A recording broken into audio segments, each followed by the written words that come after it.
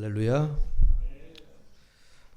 말씀 전에 여러분들의 그 마음을 좀 푸근하게 하기 위해서 제가 그렇게 인사를 하는데 여러분들이 좀 맞지 않더라도 정말 자꾸 최고다 하다 보면은 정말 최고가 되는 겁니다. 자꾸 최고라고 인사를 하시고 집에서 가족들에게도 여러분들이 아유 당신 최고야. 하루에 한 번씩만 아니 저녁으로만 여러분들이 최고 하면은 야 이거 내가 정말 최고네 이거 최고가 되는 거예요. 지난주인가요? 제가 우리나라에 이제 그 요맘때쯤 되면은 국가 조찬 기도회 역사가 참 오래됐습니다. 50년이 넘었습니다. 원래 58회째인가.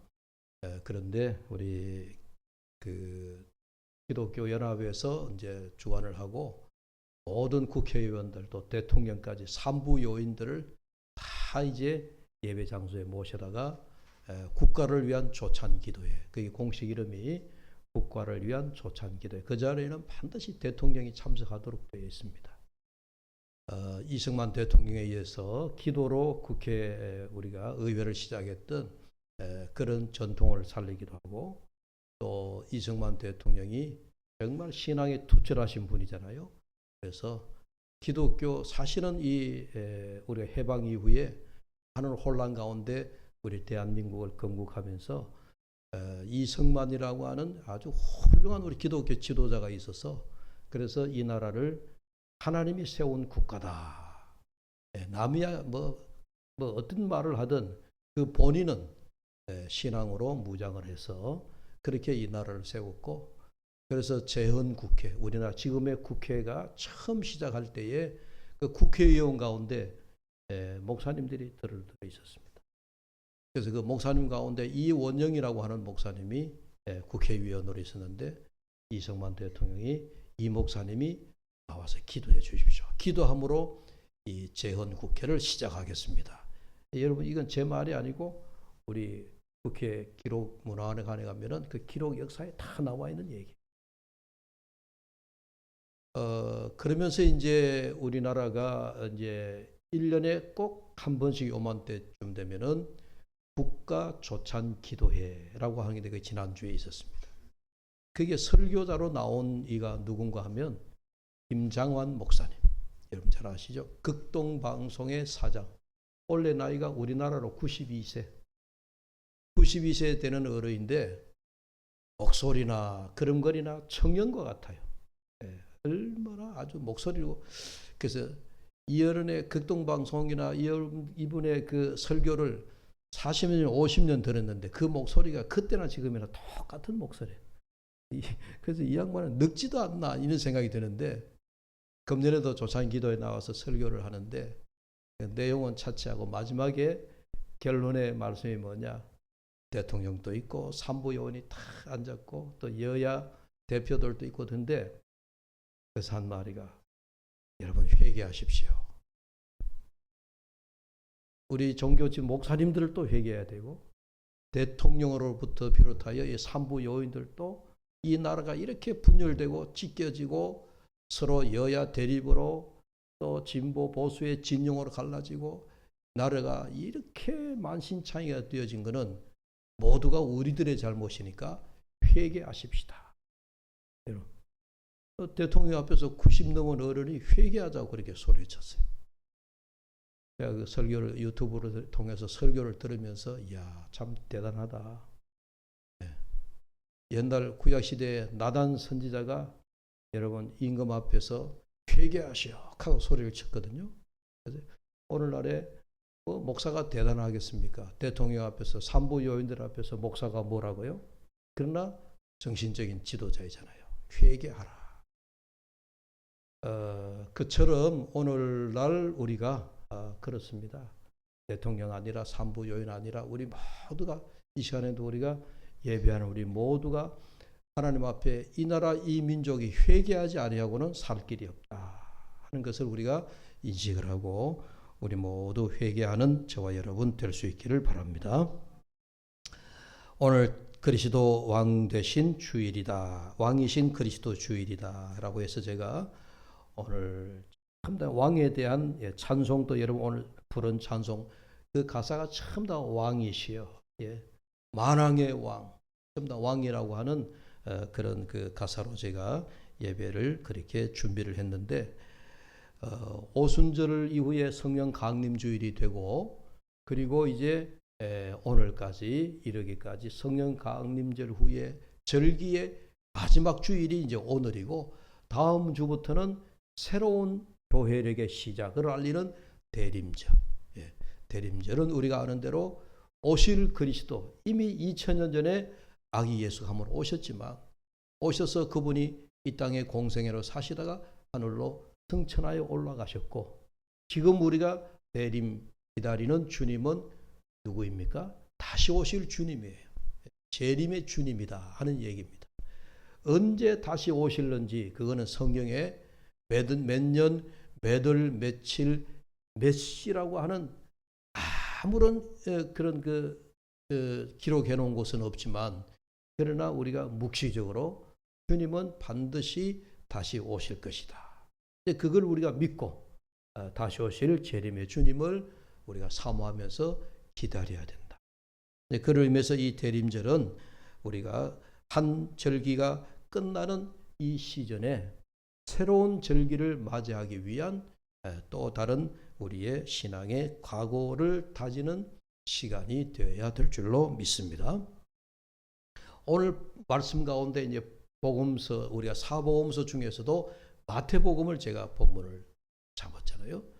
제가 종종 말씀하지만 사복음서는 모두 예수님의 생애에 대한 공생애에 대한 이야기를 동일하게 말씀을 하고 있기 때문에 우리가 공간복음서라 그렇게 이야기를 합니다.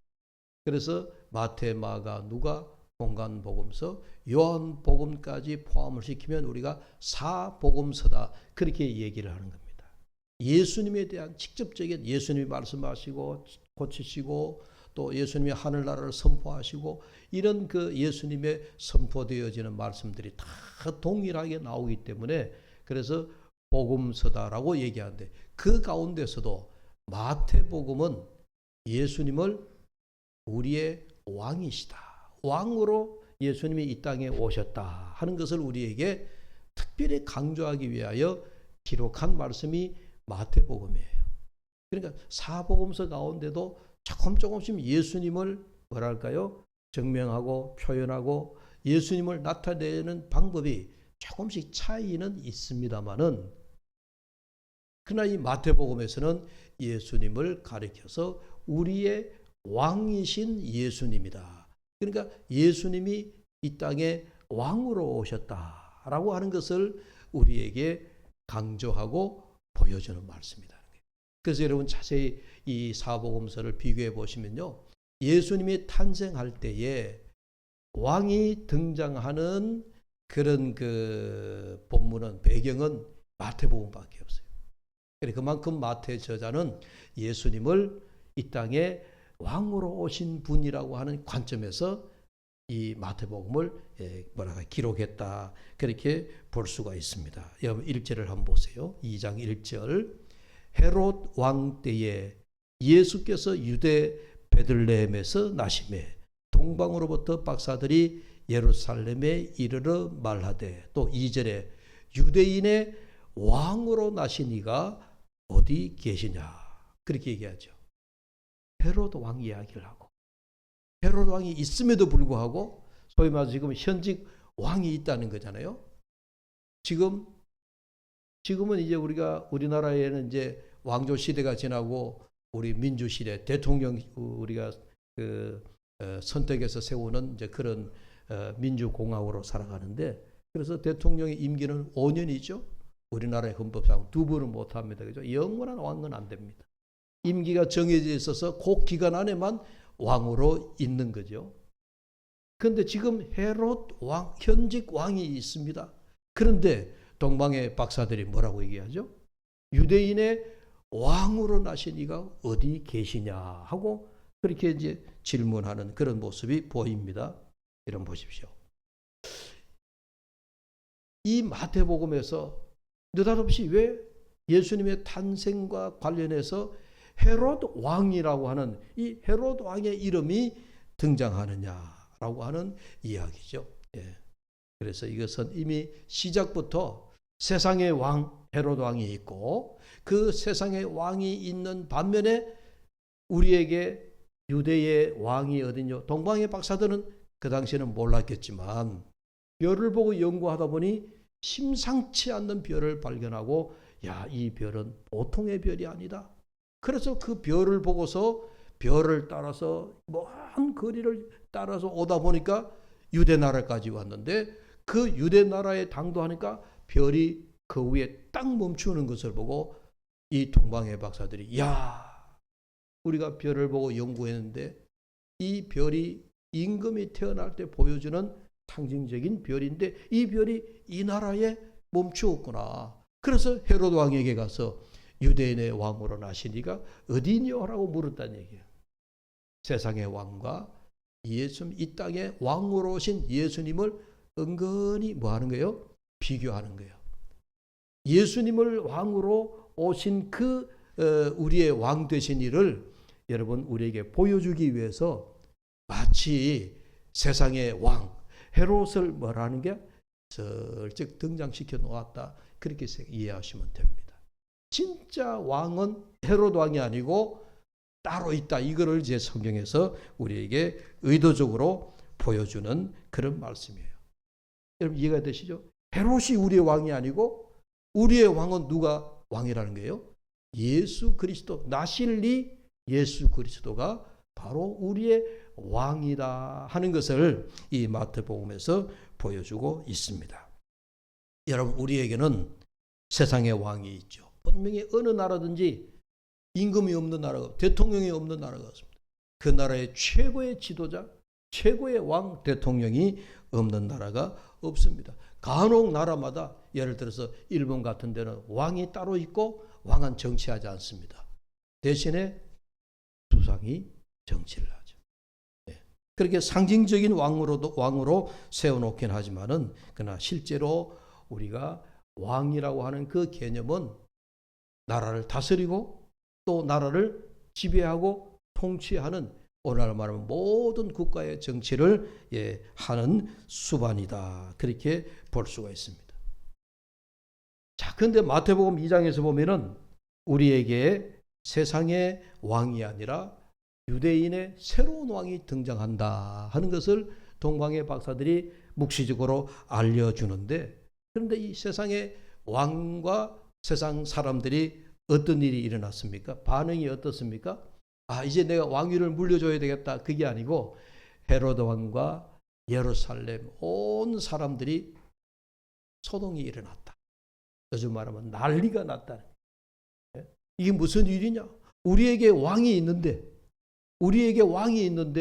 아니 또 새로운 왕이 또 등장했단 말인가 하는 그런 일종의 혼란이 왔다 하는 이제 그런 이야기입니다. 여러분, 아기 예수가 우리의 왕으로 오실 적에 세상의 왕 헤롯 왕과 함께 이렇게 말씀 속에서 서로 대귀라 할까요? 서로 이렇게 견주어서 이렇게 보여주고 있는 그런 말씀입니다. 그러면 태어날 때만 예수님이 왕으로 이렇게 묘사되어졌느냐? 그렇지 않습니다. 우리가 사복음서에 보면 예수님이 공생의 기간 동안에 예수님을 왕으로 삼으려고 하는 그런 무리들, 백성들도 있었습니다. 여러분 기억하십니까? 오병이어 기적의 사건을 제가 몇 주 전에 말씀드릴 때 예수님이 오병이어 기적의 사건이 끝나고 난 다음에 많은 무리들이 예수님께 와서 요구했던 게 뭐였죠? 우리의 왕이 되어 주십시오. 우리의 임금 되어 주십시오. 그래서 예수님을 억지로 임금 삼으려는 줄을 알고 예수님이 그래 너희들이 나를 임금으로 옹립하려고 하는 거구나. 내가 당신들의 임금이 되겠소 한 거예요. 안 그러면 예수님은 거부하고 어디로 가셨다 그랬죠? 산으로 홀로 기도하러 가시더라. 보십시오. 공생의 기간 동안에도 유다 백성들이 야 예수님이 우리 배고픈데 오병이어로 배불리 먹여주시고 병든 자를 치료해 주시고 많은 기적과 이적을 베푸시니까 이 정도의 능력자라면, 이 정도의 힘을 가진 사람이라면 우리가 유다의 임금으로 옹립을 해도 되겠다. 우리의 임금을 삼아도 되겠다. 라고 했던 거예요. 그러니까 예수님은 자이든 타이든 예수님을 자꾸 임금으로 세우려고 하는 그런 일들이 공생애 중에도 일어났습니다. 오늘 본문을 읽지 않았지만은 요한복음에 보면 요한복음 18장 33절의 말씀을 여러분 돌아가서 한번 찾아서 읽어볼까요? 요한복음 18장 33절. 예수님이 신문받은 그런 과정입니다. 빌라도에게 받는 질문인데 요한 18장 33절의 말씀, 요한복음 18장 33절. 자, 다 찾아서 함께 읽겠습니다. 요한복음 18장 33절. 이에 빌라도가 다시 관정에 들어가 예수를 불러 이르되 네가 왕이냐. 아멘. 빌라도, 이제 헤롯 왕이 아니고 빌라도, 그러니까 예수님이 태어날 때 헤롯 왕이었잖아요. 빌라도가 이제 유다의 총독입니다. 로마에서 파견한, 실제로 모든 권한을 유다 나라에서 가지고 있는 빌라도 총독이 이제 예수님의 생애를 보자면 태어나셔서 공생의 기간 동안에 무리들도 임금 삼으려고 그러는데 이제 십자가 지심을 앞에 두고 고문당하는 가운데, 신문당하는 가운데 빌라도에게 네가 정말 유대인의 왕이냐? 왜? 고소장에 예수가 많은 무리들 앞에서 자기 스스로 왕이라고 말한다. 이게 고소 내용에 들어가 있단 말이에요. 그래서 빌라도가 그걸 확인하는 절차예요.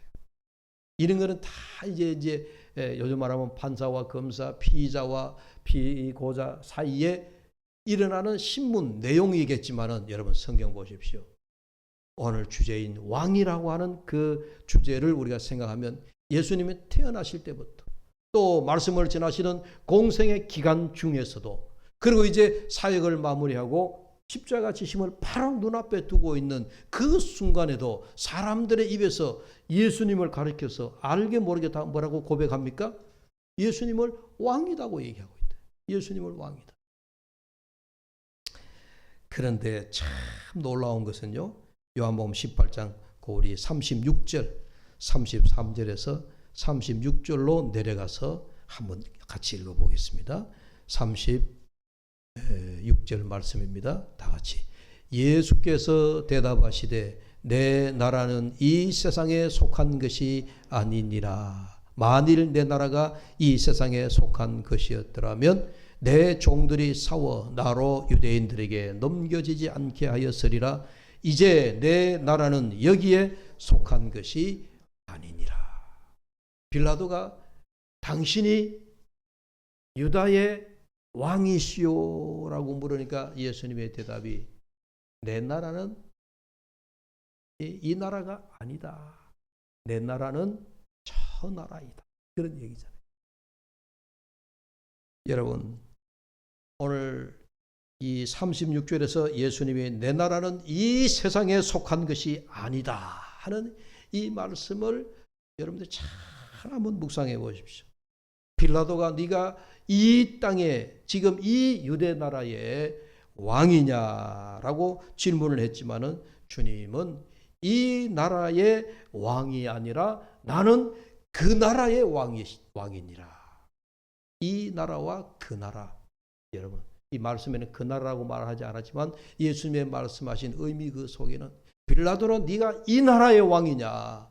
예수님은 아니다. 나는 이 세상에 속한 내 나라가 아니고 내 나라는 그 나라이다. 이런 마태복음 6장 38절에 너희는 그 나라와 그 의를 구하라 그랬잖아요. 그 나라. 예수님이 말씀하시는 나라는 그 나라라는 얘기예요. 태어날 때부터 헤로드 왕이나 또 예수님에게 배고플 때 배불리 먹었던 오병이어 사건의 수많은 군중들이 예수님을 다 이 나라의 왕으로 삼고자 했지만 예수님은 이 나라의 왕 되는 걸 거부하셨어요. 예수님은 그 나라의 왕이시다라고 하는 것을 우리에게 보여주시는 겁니다. 세상 사람은 이 나라, 이 땅의 나라에 관심이 있고 이 땅에 속하여 이 땅을 다스리는 궁극적이면서도 절대적인 권력을 가지는 것에 관심이 많습니다. 여러분, 어떤 의미에서 우리도 마찬가지예요. 우리도 이 나라에 속하지 않을 수는 없잖아요. 이 나라에 우리 대통령의 지배를 받지 않을 수 없잖아요. 여러분, 대통령령이 있습니다. 그죠?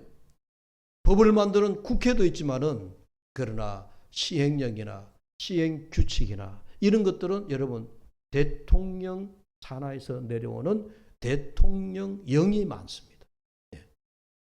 빨리빨리 법을 만들지 못하고 시행해야 될 그런 시행세칙들은요, 대통령령으로 그것도 많은 규칙을 그것도 일종의 법이에요. 대통령령을 어기면 안 되죠. 그와 마찬가지로 오늘 우리는 이 땅 위에 대통령의 법을 어길 수 없고 대통령이 만드는 대통령령을 우리가 어길 수 없습니다. 그런 의미에서 우리 그리스도인들도 이 세상에 속한 백성이면은 틀림이 없습니다. 그러나 우리는 이 세상의 백성일 뿐만 아니라 우리의 영적으로 우리는 그 나라의 백성인 줄로 믿습니다. 우리는 그 나라의 백성이에요.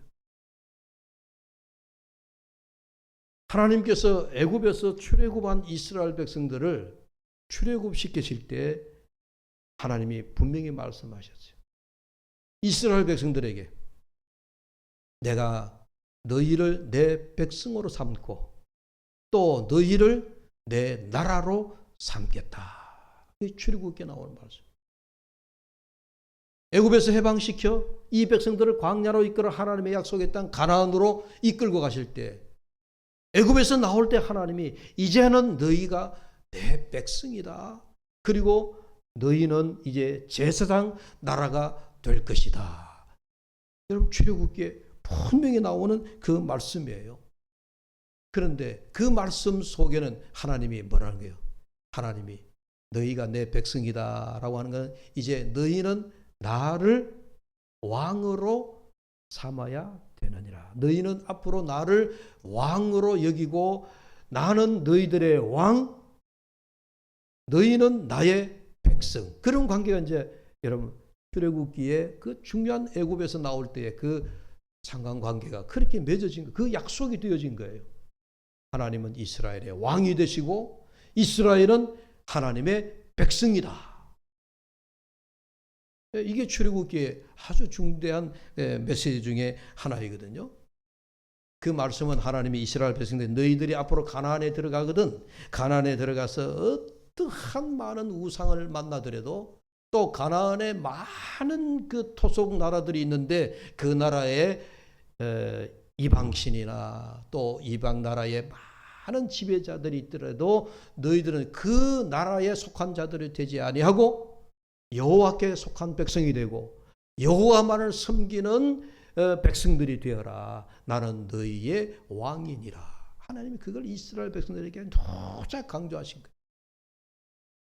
그런데도 불구하고 가나안에 들어간 이스라엘 백성들이 점점 세월이 흘러갈수록 이스라엘 백성들의 그 신의 산 아래 받았던 율법은 점점 여러분 희석되어지고 이 백성들이 가나안의 많은 이방 문화에 접하게 되어지고 백성들이 갈팡질팡 사사시대가 왔습니다. 사사시대에 사사기에 우리가 있다 보면 제일 마지막에 뭐라고 얘기하죠? 백성들이 사무엘 선지자에게 우리에게도 뭘 달라고 요구합니까? 왕을 주십시오. 우리에게도 왕을 주십시오. 우리 주변 나라 많은 이방들을 보니까 백성들을 다스리는 눈에 보이는 임금이 있다.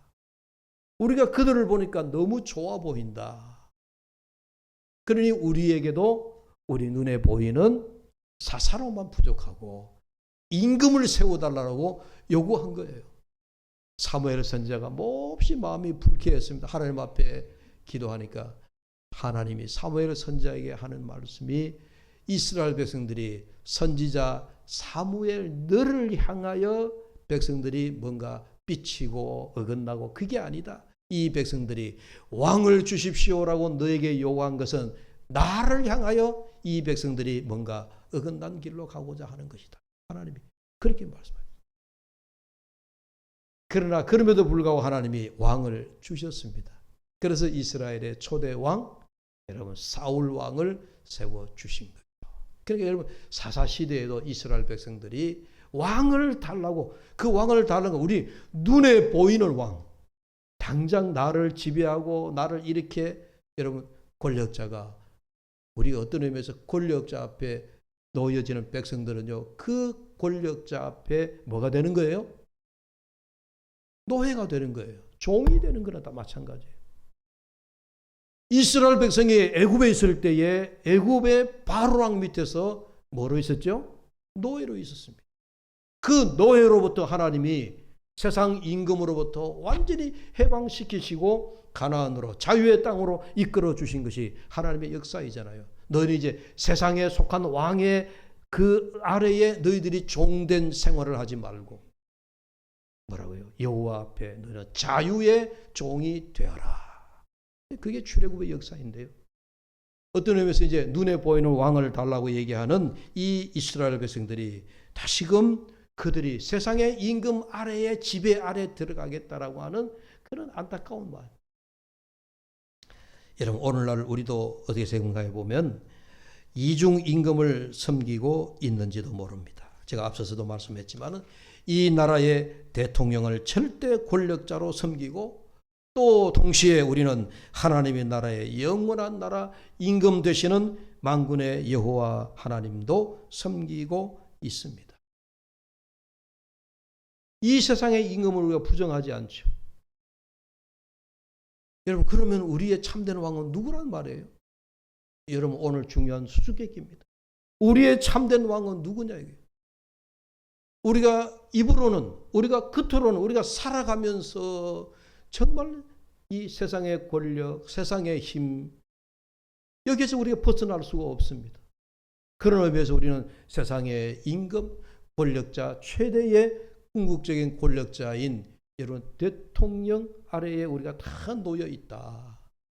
이건 우리가 엄연한 우리 현실입니다. 그러나 동시에 우리는 이 세상 임금에게 벗어나 또 하나님의 나라에 우리는 자유의 종이 되기를 원하고 있습니다. 그런데 우리 현실은 참 녹록지 않습니다. 왜 그러냐? 세상 임금이 우리가 먹고 싶을 때 먹을 것을 주고 살고 싶은 곳에서 살게 해주고 그리고 우리가 또 뭐 돈 벌고 싶으면 돈 벌게 해주고 여러분 세상의 임금이 세상의 제도가 얼마나 우리가 좋습니까? 마치 노예로 살았던 이스라엘 백성들이 그 애굽에서 벗어나서 광야로 갔는데 얼마 지나지 않아서 이스라엘 백성들이 뭐라고 모세에게 항의가 일어났죠? 우리가 애굽에 있을 때 배불리 먹었다. 또 그뿐만 아니라 애굽에 있을 때 우리가 고기도 사흘도록 먹었다. 그런데 이 광야에 나와서 우리가 고기 맛을 본 지도 오래됐고 이제는 먹을 양식도 다 떨어져서 우리가 너무 배고프다. 여기서 잘못하면 굶어 죽겠도다. 우리가 다시 돌아가자. 어디로? 애굽으로 돌아가자. 그러면서 모세를 향하여 막 여러분 항의가 일어났습니다. 여러분 참 묘한 일이잖아요. 하나님이 자유를 주셨는데 하나님을 여호와 왕으로 섬기면서 우리가 그렇게 자유의 백성으로 살도록 해 주셨는데 우리는 무언중에 자꾸 옛날에 우리를 배불리 먹여주던 그 세상의 임금의 자리로 돌아가고자 한다 하는 이야기입니다. 마치 오늘 예수님께서 내 나라는 이 세상에 속한 것이 아니니라. 이 세상이 아니라 주의 나라는 그 나라라고 말씀하신 이 말씀을 여러분 광야 백성들이 들어야 했지 않을까요? 오늘 우리는 이 나라에 속하여 살지만 여러분 이 나라는 잠시 지나가는 나라인 줄로 믿습니다. 네. 이 나라가 망한다는 얘기가 아니고요. 우리가 영원히 이 땅에 살지 않는다는 얘기잖아요. 이 나라는 계속 여러분 대통령도 바뀌고 앞으로 백성들도 바뀌고 지도자들도 또 바뀌면서 우리 대한민국의 역사는 유구하게 흘러가겠지만, 그러나 그 속에 몸담고 있는 우리는 여러분 언젠가는 떠나게 되어 있습니다. 그러나 그런 의미에서 이 나라도 잠시 지나가는 것이다. 그러나 우리가 이 나라가 지나면, 이 잠시의 순간이 지나면, 즉 하나님의 나라가 임할 텐데, 그 하나님의 나라는 영원한 나라이며 그 영원한 나라의 임금 되신 하나님과 함께 우리는 자유한 자로서 하나님과 영원히 함께 살게 될 백성이 되는 줄로 믿으시기를 바랍니다. 예수님이 우리를 나라로 삼으셨습니다. 그리고 우리를 제사장으로 삼으셨다라고 했습니다. 단순히 우리에게 교훈을 주신 것이 아니라 우리를 사랑하심으로 말미암아 나라와 제사장으로 삼으신 겁니다. 이제 세상 나라에는 더 이상 우리가 크기에 목을 매듯이 소망을 두어서는 안 될 것입니다.